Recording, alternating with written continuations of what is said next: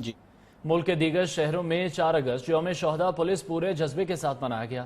مختلف مقامات پر شہیدوں کے قبروں پر حاضری دے کر پھول بھی چڑھائے، جبکہ شہیدوں اور غازیوں کو خراج تحسین پیش کیا گیا۔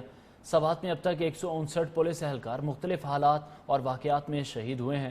نمائندہ نیوز بہار علی SHO مٹہ انسپکٹر محمد نواب کے ساتھ موجود ہیں۔ جی بہار۔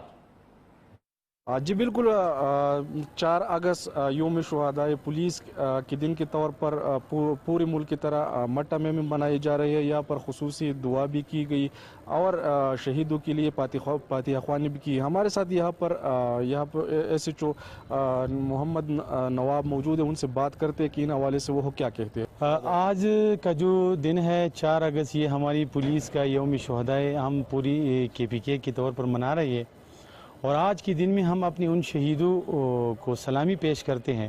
اور جس طرح اسلامک پوائنٹ آف ویو پہ جو بات ہے کہ شہید کا موت جو ہے وہ موت نہیں ہے، وہ موت کی صورت میں بھی وہ زندہ ہے، تو آج کل ہمارے یہ آج 4 اگست کا جو دن ہے، یہ ان شہداء کے وارثان کے ساتھ ہم اظہار یکجہتی کے طور پر منا رہی ہے کہ آپ لوگ اکیلے نہیں ہیں۔